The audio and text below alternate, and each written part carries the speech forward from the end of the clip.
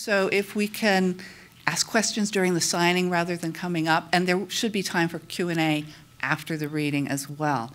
So rather than, we're going to be guiding him along shortly after. So it's my very great pleasure to introduce Bill McKibben. 20 years ago, Bill McKibben offered one of the earliest warnings about global climate change. Since then, he has emerged as one of the most vocal activists and prolific writers on the environment. Time magazine called Bill the planet's best green journalist, and in 2010, the Boston Globe described him as probably the country's most important environmentalist.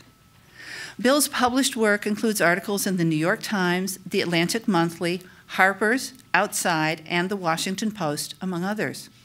Starting with The End of Nature in 1989, he has published more than a dozen books distributed worldwide in more than 20 languages. That tells us these issues aren't just for us here.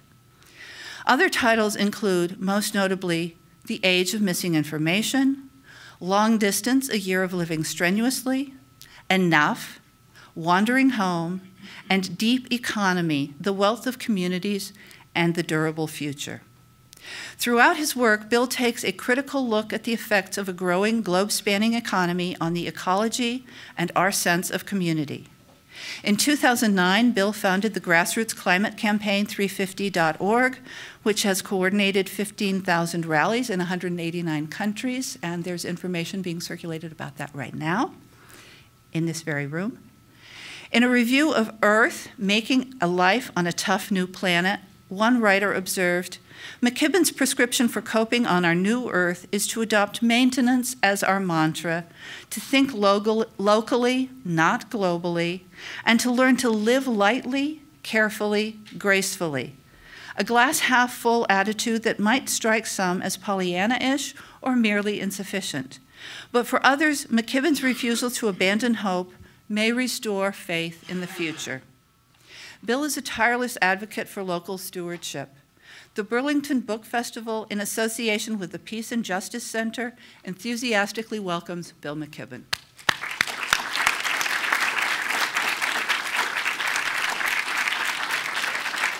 Well, what a pleasure to get to be here, and I mean that in all kinds of ways, including the fact that having accepted the invitation to come here, it gave me an excuse to actually be at home in Vermont for once, which is the nicest thing in the world.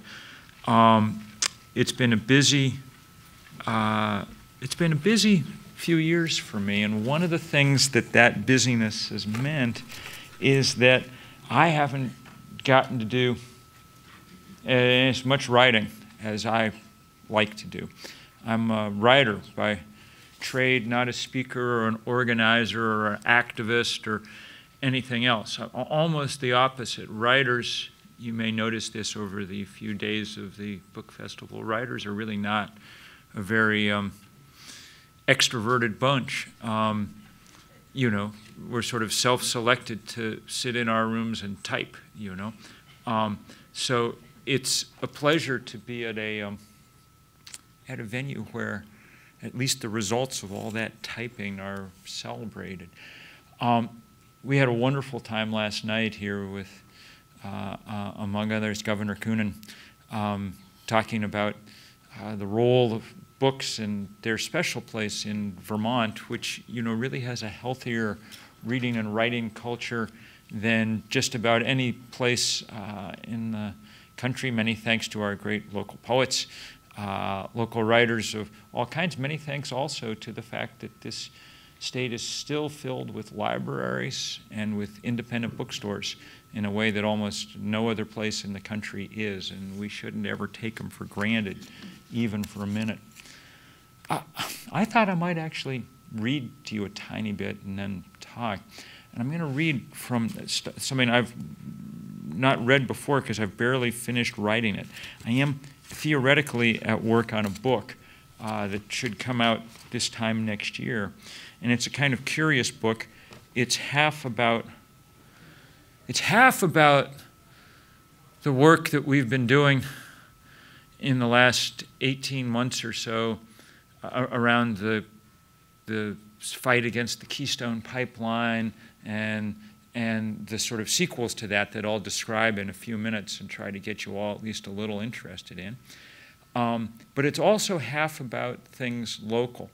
I struggle an awful lot trying to square those things, trying to understand that at the moment we need desperately to be figuring out how to build resilient, sufficient local economies and communities that can adapt to an already changing world that we've set in motion, the kind of communities that can adapt to things like Hurricane Irene, of which we will see more in the time ahead, to balance that with the need to figure out how to prevent change on a scale to which there is no hope of us adapting.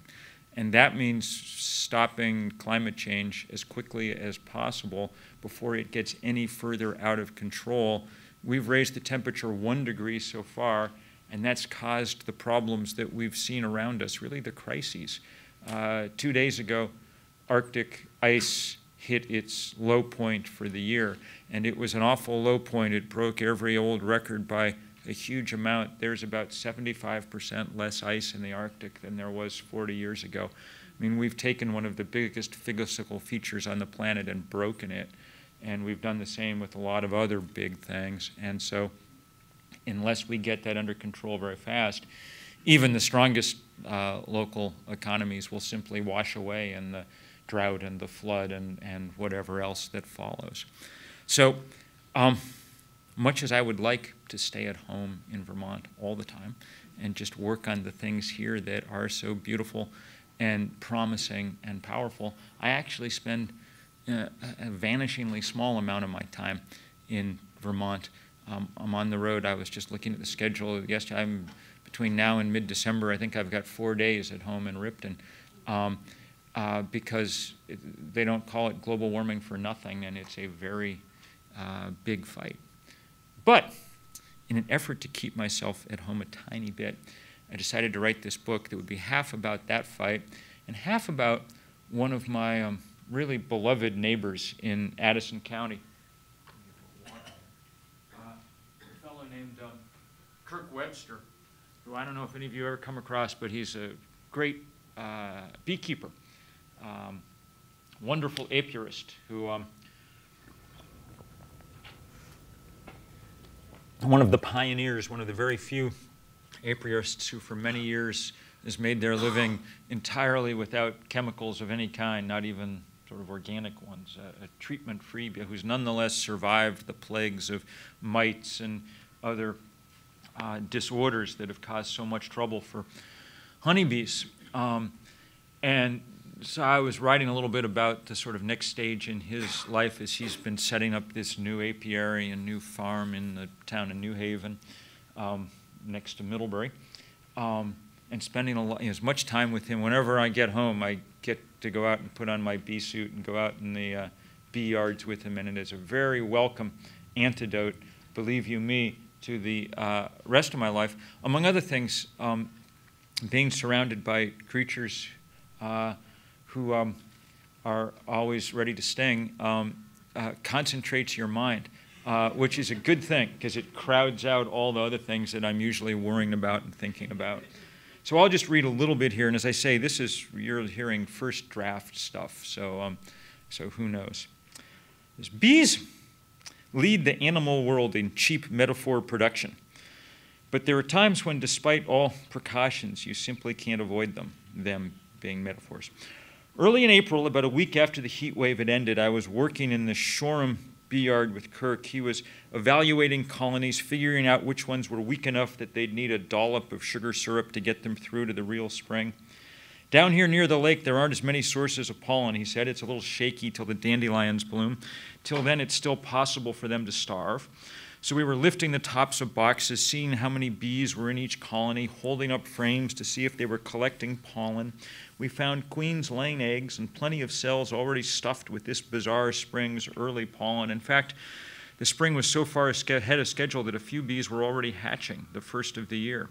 See how fast she's moving, he said, pointing to one new bee eating its way out of the cell where she'd matured. It's chomp, chomp, chomp. That's so healthy.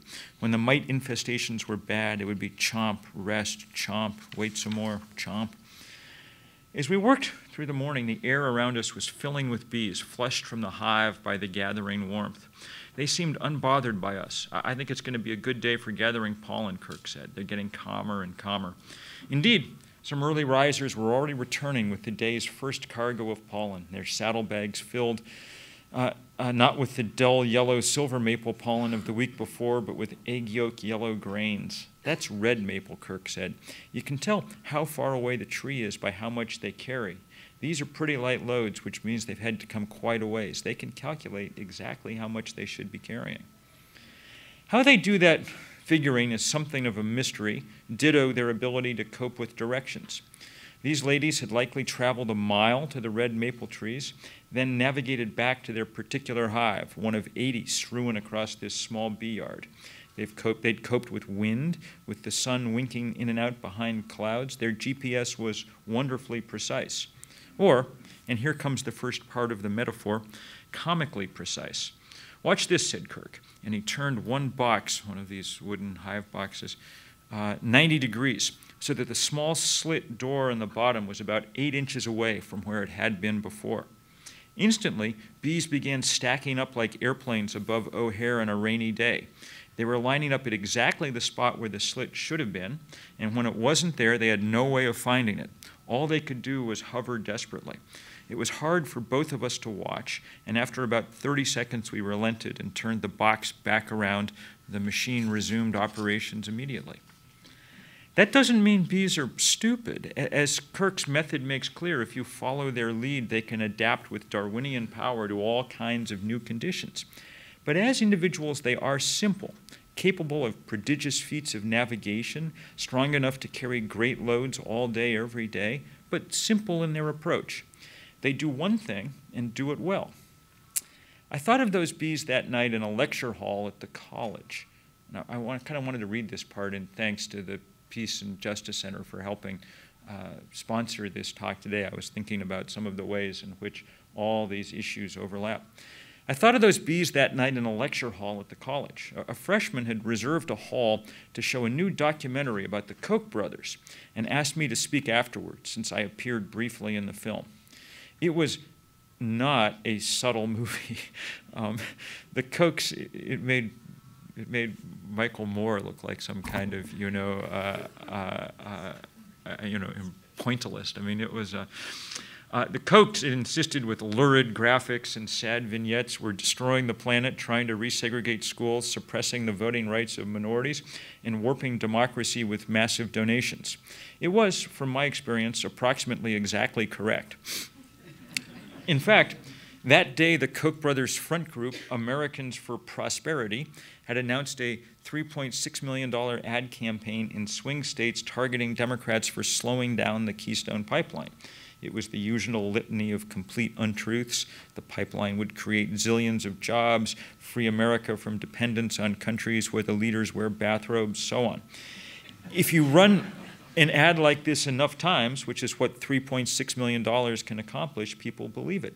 I'd been getting calls from panicked senatorial candidates saying they were losing big on the issue. I did what I could. I spent that afternoon writing op-eds, carefully laying out the facts, but I was under no illusion that they would count as much as the endless ads.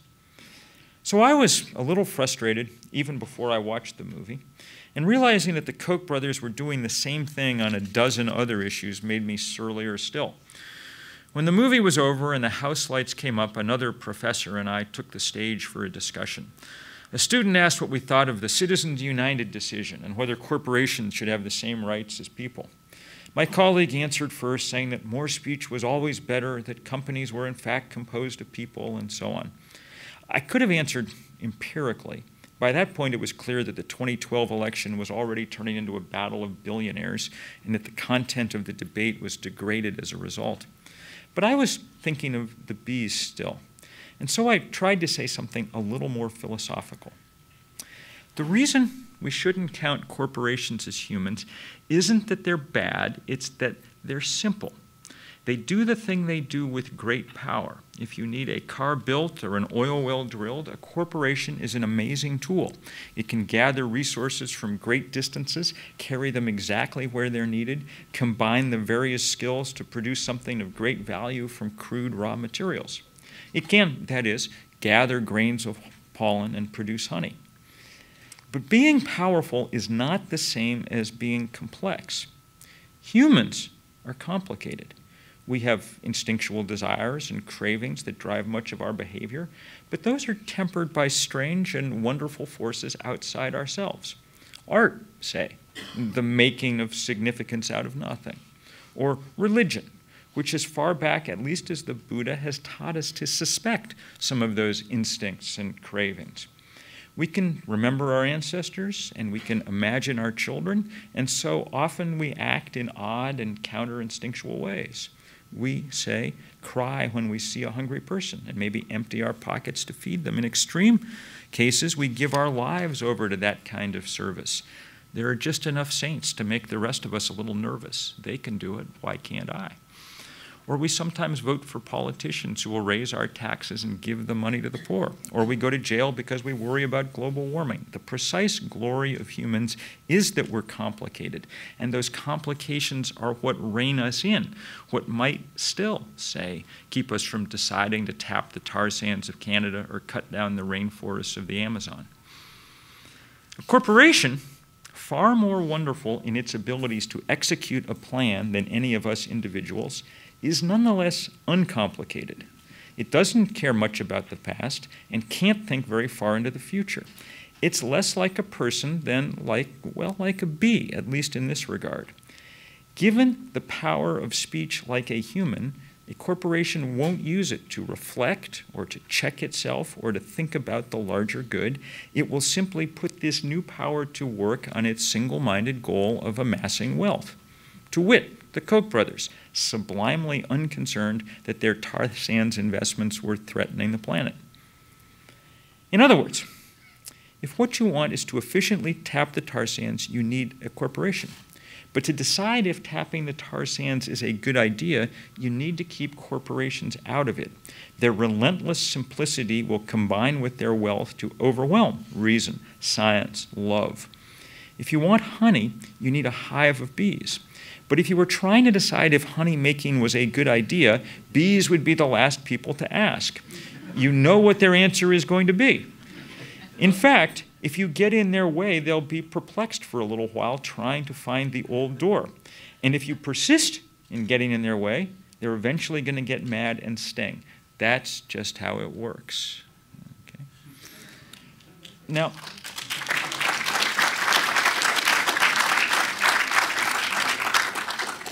Now, along these lines, I want to talk just a little bit about what, well, and I'll try to stop in a minute. We've only got to 11:30, right? So I'm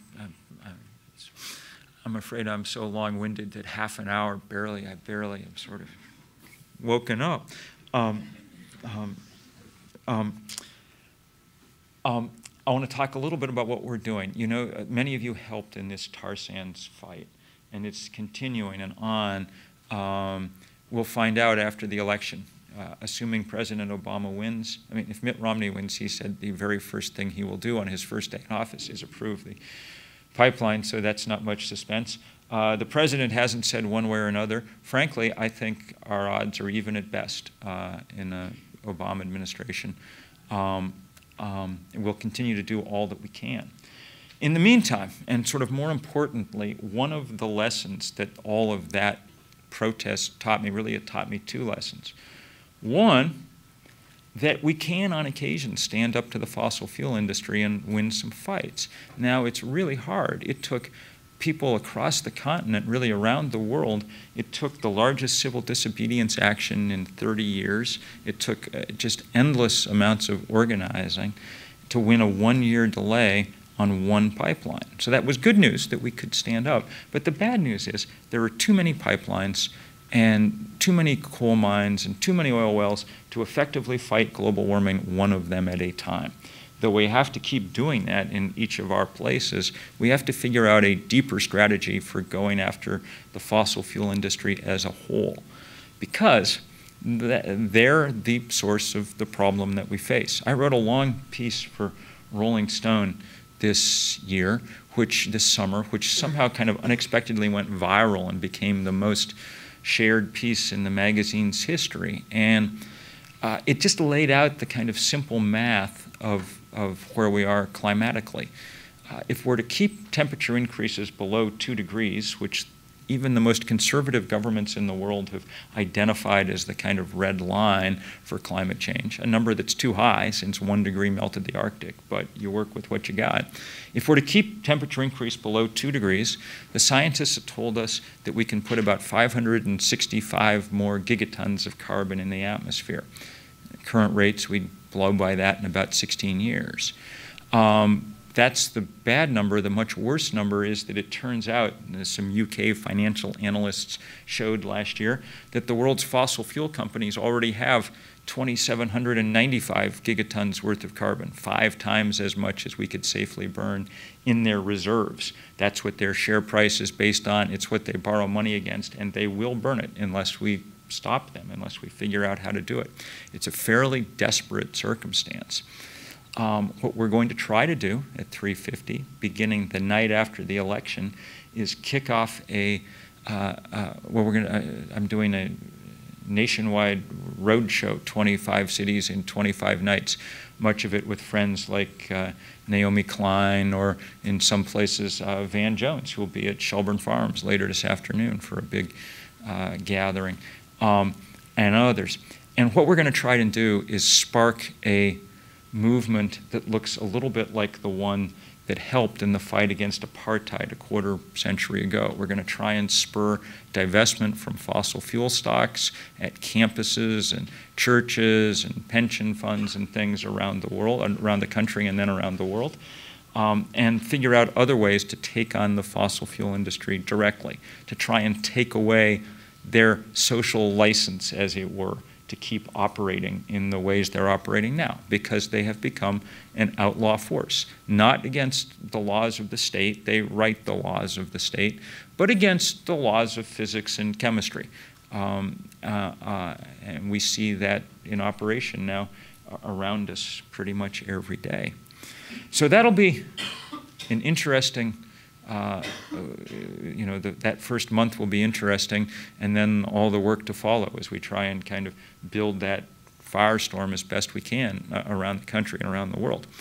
If you all would like to see it a little bit in action, we're doing a dress rehearsal for this here in Vermont on October 13th, and it'll be in the evening, I think at 7 o'clock at Ira Allen Chapel.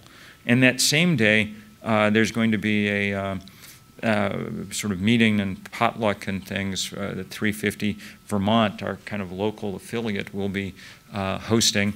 But they both should be interesting. This evening you'll be happy to hear more than me standing haltingly in front of a microphone. We're trying to do actually something a little more like a performance piece in a way.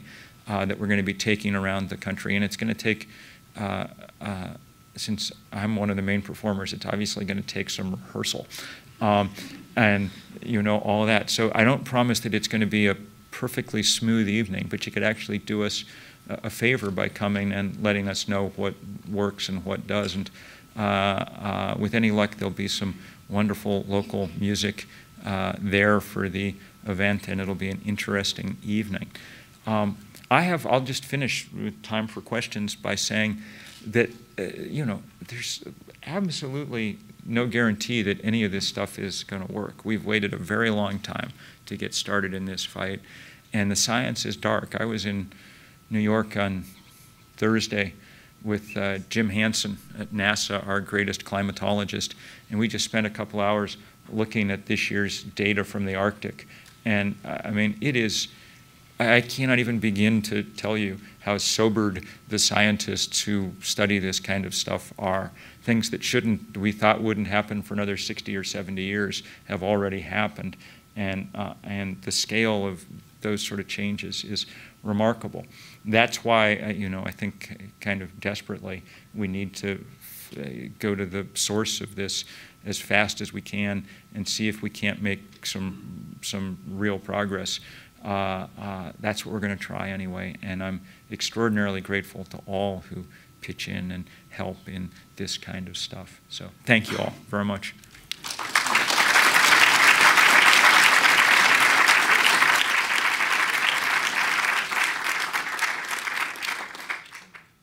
And now we've got a few moments for questions. About 18 months ago here, I asked you, how do you get up in the morning? And you gave a very eloquent answer to that, and I'm hoping that you'll share that with everyone here. And the second part of that question, which might give a clue to your answer, is can you list, or do you know where to find fossil fuel-free pension funds, 403Bs, so that individuals can take that stuff ahead of the campaign? Sure. So the answer to the second question is there should be an increasing amount of information on the 350.org website about this.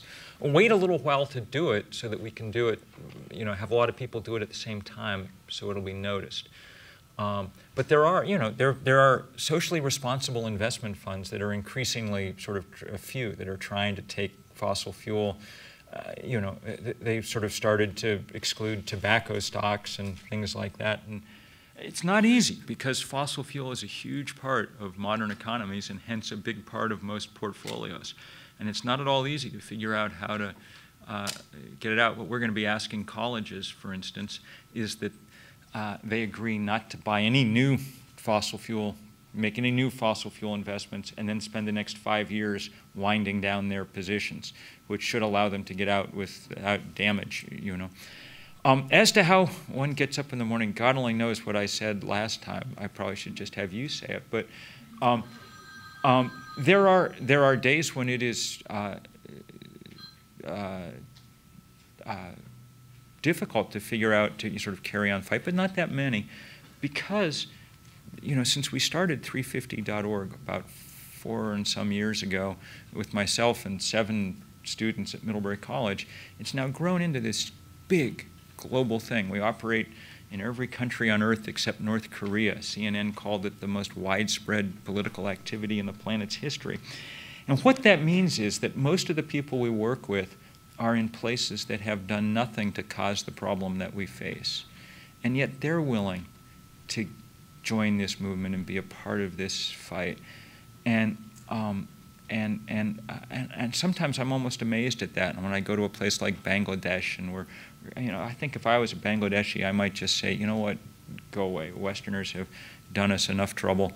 Just leave us alone. But people are extremely willing and eager to be involved, and that seems to me to leave the rest of us with sort of no choice but to do what we can. And it's also just a great pleasure to be, in a sense, in the fight.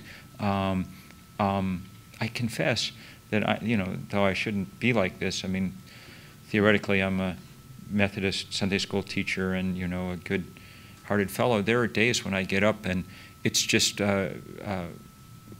more than enough just to for me to cause trouble for the bad guys, It's just the thought that I'm making life more difficult for Exxon for that day is enough, even if it doesn't at the moment seem to be saving the planet. So that's a bad thing to admit. Don't tell anyone I said it. But it's but in a sense it's true too. This is a real fight, and we're in it now, and its outcome will be decided in the lifetimes of every person in this room. And it's the fight with the largest stakes that humans have ever found themselves falling into. So that's why. Now, quoting what you said a few minutes ago, we have to figure out a deeper strategy for going after the fossil fuel industry. Yes.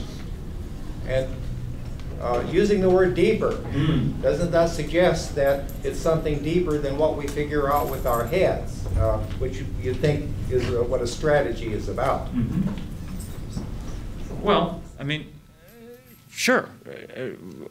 We all, everybody in their work draws on you know, and in their decisions, draws on the things that matter to them, their sense of the divine, their sense of the natural world, the sense of the human community that they're immersed in, the kind of art that matters to them, the feelings they have for their children and their grandchildren, and the generations after that that they can only dimly imagine.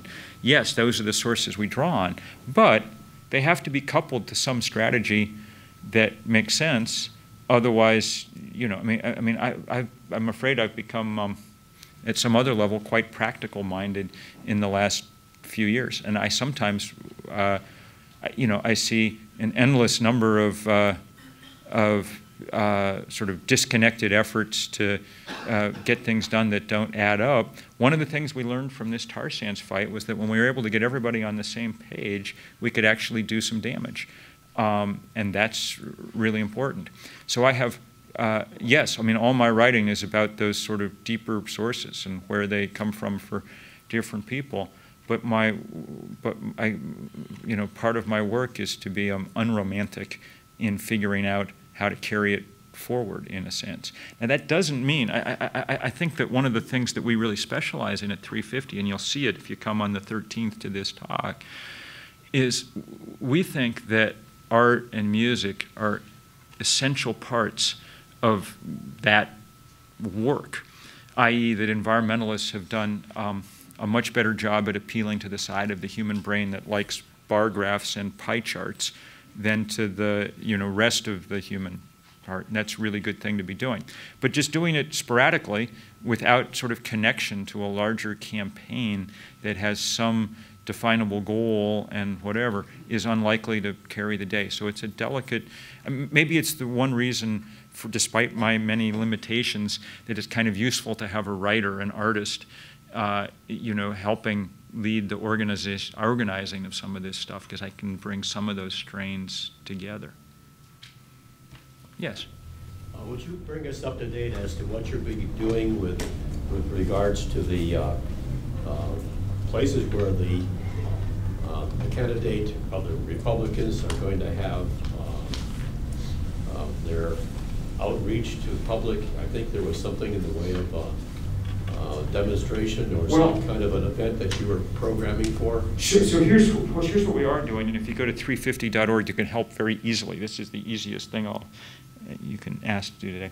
We did feel a little bad that we felt like we should try to be a little more bipartisan, since we, you know, staged these huge arrests and sit-ins outside the president's house.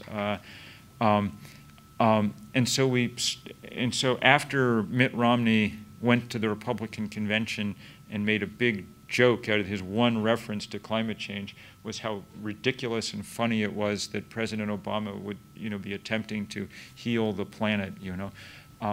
After he made climate change a sort of laugh line for an intentional laugh line in a convention full of unintentional ones, we decided we'd try and, there's a petition online asking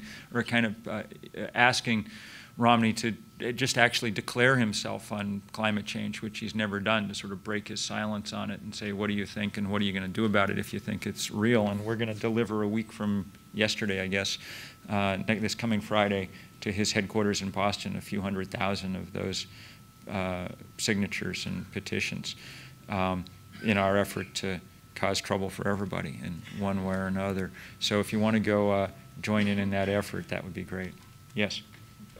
So if there's that much melting at the ice cap, where's the film footage of that?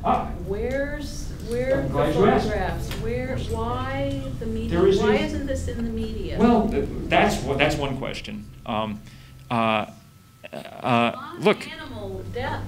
Well, a lot of animal death. Well, there's just a lot of ice melting. So the one answer to that question is that, you know, you all know that you know, the fossil fuel industry is the biggest part of our economy, and hence its predations get less coverage than they should. But I can actually answer this question happily by telling you that there is a terrific and important movie coming out in November that you need to see, called Chasing Ice, and it tells the story of James Baylog and the Extreme Ice Survey, which has been tracked, and it is the pictures of these giant glaciers crumbling are, you know, in huge cinemascope with the rumbling, you know, Dolby sound in the background will set you to work if you aren't at work already on trying to do something about this stuff. It's very powerful stuff. In the meantime, just keep spreading, you know, just keep reminding people to pay a little bit of attention. There's no question that the most important thing that happened in 2012 isn't the presidential election and it isn't anything else. It's the fact that, you know, an astonishing volume of ice disappeared. And of course, when that happens, the blue water that's left behind absorbs the sun's rays instead of reflecting them back out to space. And this process just keeps accelerating. It's very daunting. There are other daunting things. You know, the ocean is already about 30% more acid than it was 40 years ago. The atmosphere, because warm air holds more water vapor than cold, is 5% moisture, which is why Governor Schumann was exactly right the day after Irene to say, you know, I didn't really run to be governor of a tropical country. This is not what's supposed to be happening in Vermont. And he was absolutely right. We had more rain than we would have been able to have, you know, under the old climate regime. So all these things are deeply daunting, and we need to keep talking about them, and we will. And we need also to keep talking about the alternatives that we can build, and Vermont has done more to kind of suggest what the future of agriculture and what the future of local energy and those things might look like than just about any place else. And we need to be able to hold these two things in some kind of balance and somehow figure out how to work on them both at the same time. That's what this book is about. That's very much what 350 Vermont is about. So I hope you all signed that clipboard that was going around, and Andy will be out in the lobby too in case you want to. Far more important than me signing books, although I'm happy to do that, is you signing that and getting engaged in this fight. So thank you all. I can tell we're supposed to stop now, yes? Thank you all very much.